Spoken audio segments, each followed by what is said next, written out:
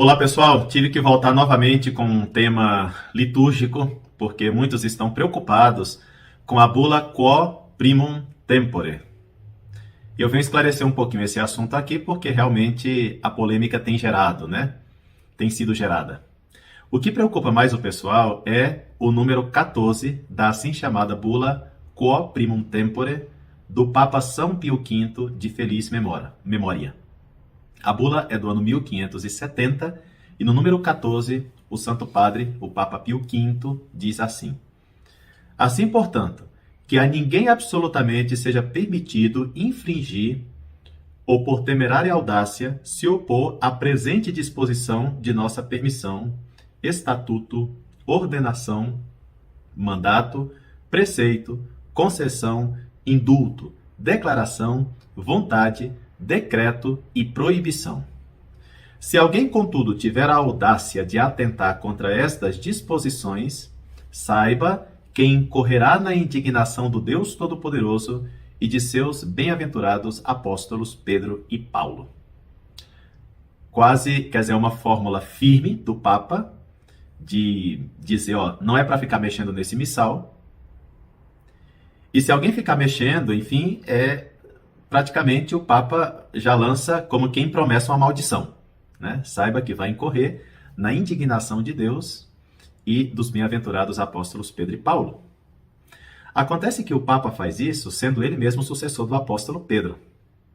Evidentemente, ele está colocando aqui medidas para que as pessoas não fiquem mudando o rito da missa. As pessoas, que não o Papa, que não os sagrados pastores da igreja, os bispos em comunhão com o Papa, pessoas, sei lá, os padres nas paróquias, não podem ficar mudando o rito da missa. Essa norma, de fato, continua com o Concílio Vaticano II, e no missal de 1970 foi recordado que ninguém, nenhum sacerdote, pode mexer no rito da missa. Da missa atual, do missal de 1970. Porque quem pode mexer no rito da missa? O Papa e os bispos em comunhão com o Papa. E para não pensarem que eu estou interpretando mal esse assunto, deixa eu ler para vocês o que o Papa Pio XII, é o Papa anterior a João XXIII, né? Portanto ainda nem tinha acontecido o Concílio Vaticano II. O Papa Pio XII, de feliz memória, escreveu um documento muito importante para a Sagrada Liturgia, no ano 1947, um documento muito importante chamado Mediator Dei. Nesse documento, vocês podem ler, se quiserem, aí no capítulo 4, onde o Papa Pio XII, observem bem, é Pio XII, não é João XXIII, não é Paulo VI, não é João Paulo II, não é o Papa Francisco, é o Papa Pio XII, que em 1947 escreveu o seguinte: a hierarquia eclesiástica está no número 44 do documento, tá? A hierarquia eclesiástica tem usado sempre desse seu direito em matéria litúrgica, preparando e ordenando o culto divino e enriquecendo-o sempre de novo esplendor e decoro para a glória de Deus e vantagem dos fiéis. Aí no número 45 o Papa diz assim: a Sagrada Liturgia, com efeito, consta de elementos humanos e de elementos divinos. Os elementos divinos, tendo sido instituídos pelo Divino Redentor, não podem evidentemente ser mudados pelos homens. É o que eu falei em um vídeo anterior, utilizando o Concílio de Trento, quando diz que a Igreja pode mudar qualquer coisa na administração dos sacramentos, salva illorum substantia, exceto a essência deles.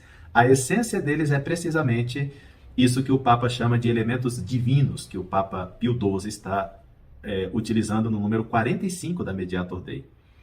E depois o Papa Pio XII continua: quanto aos elementos humanos da liturgia, podem sofrer várias modificações, aprovadas pela hierarquia sagrada, assistida do Espírito Santo, segundo as exigências dos tempos, das coisas e das almas. Disso se origina a estupenda variedade dos ritos orientais e ocidentais. Ai, meu Deus do céu. Sabe, às vezes o pessoal pega um documento e não lê à luz de outros documentos. E aí cria uns problemas mentais terríveis. Agora, surpreendam-se mais. O mesmo Concílio Vaticano II, que às vezes é tão injustamente, que frequentemente é injustamente mal falado, o mesmo Concílio Vaticano II, na Constituição sobre a Sagrada Liturgia, a Sacrosanctum Concilium, tem em conta tudo isso. Mais ainda, o Missal de 1970, que é fruto da Constituição para a Sagrada Liturgia, diz a partir do número 7. Depois, se quiserem, peguem a Instrução Geral do Missal Romano, de 1970, equivale à explicação dos ritos, né? Que estão no Missal de 1570. Então, digamos assim, antes dos textos do Missal, sempre tem umas introduções onde se explica como deve ser celebrada a missa, ok? Então, esses textos de como devem ser celebradas as missas é o que nós chamamos de Instrução Geral do Missal Romano, que são as primeiras páginas de qualquer missal, tá bom? O Missal de Trento também tem isso. Então, para que vejam que nós estamos entendendo bem a bula Quo Primum Tempore, em primeiro lugar, é preciso entender que em 1570 os papas têm as suas fórmulas protocolares.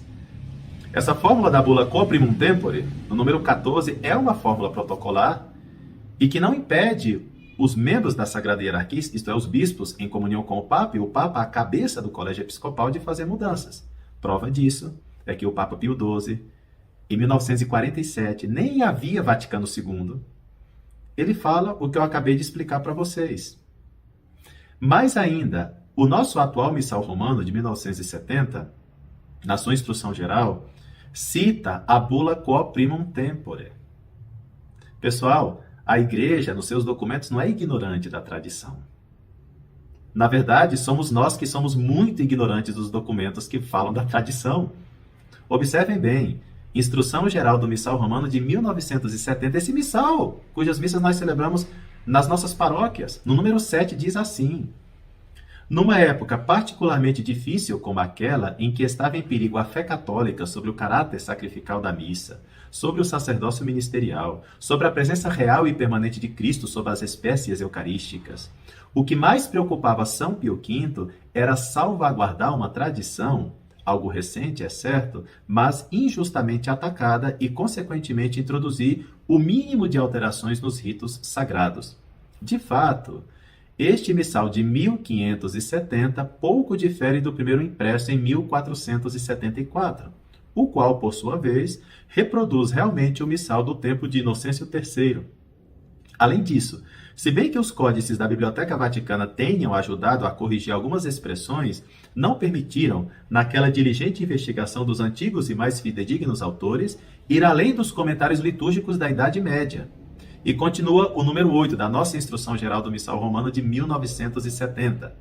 Pelo contrário, hoje em dia, aquela norma dos Santos Padres que os corretores do Missal de São Pio V se propunham seguir, encontra-se enriquecida com numerosos estudos de eruditos.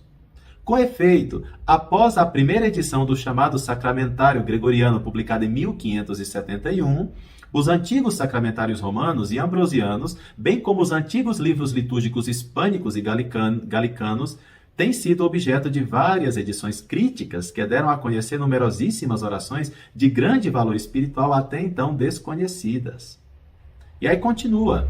Aí no número 9 diz assim: por isso, a norma dos Santos Padres não reclama somente a conservação daquelas tradições que nos legaram os nossos antepassados imediatos, exige também que se abranja e examine mais profundamente todo o passado da Igreja e todos esses diversos modos pelos quais se exprimiu a única e mesma fé, através das mais variadas formas de cultura e civilização, como as que correspondem às regiões semitas, gregas e latinas.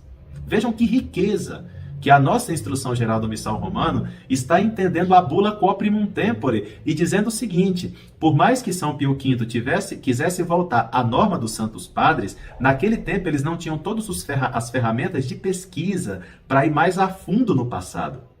E, 4 séculos depois, nós temos várias pesquisas no campo da liturgia que nos ajudam a continuar a entender melhor essa tradição. Então, o pessoal que se aferra ao número 14 aí da bula Quo Primum Tempore, impedindo o sucessor de Pedro, os bispos em comunhão com o sucessor de Pedro de fazer mudanças na Santa Missa deveriam entender as próprias mudanças que o Papa Pio XII fez na liturgia, as próprias mudanças que o Papa São Pio X fez na liturgia.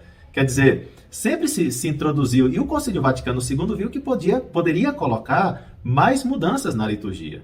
E o Papa Pio XII disse claramente que pode. Ele nem precisaria falar, porque como é que Pedro vai anular Pedro? Como é que um Papa vai anular outro Papa? Como é que um Papa vai poder mais que o outro Papa? O poder do Papa é o mesmo, não importa a pessoa que esteja exercendo o Supremo Pontificado, é o mesmo. É um absurdo querer colocar São Pio V contra São Paulo VI. É um absurdo querer colocar o Papa Francisco contra o Papa São Pio V. Quer dizer, pessoal, isso daqui é não pensar com a tradição. Se a pessoa começa a colocar um papa contra o outro, é não pensar com a tradição.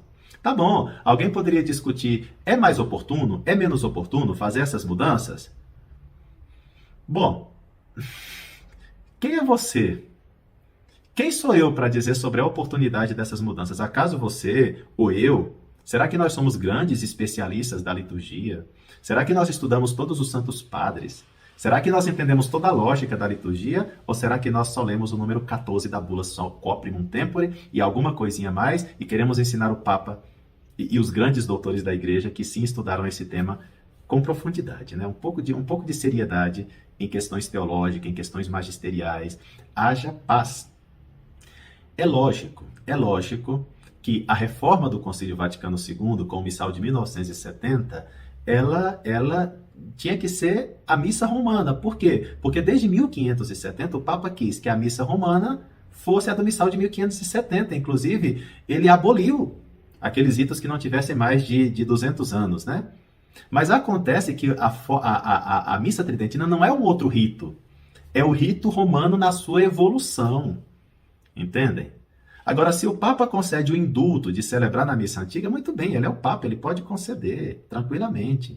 Mas realmente a lógica da liturgia romana, no missal romano, pelo menos desde São Pio V, é precisamente essa, que a nossa missa romana, ela tem uma evolução, tem um progresso, e, portanto, quando existe um missal romano, né, que tem a missa romana, o lógico é que a anterior já não seja a missa romana.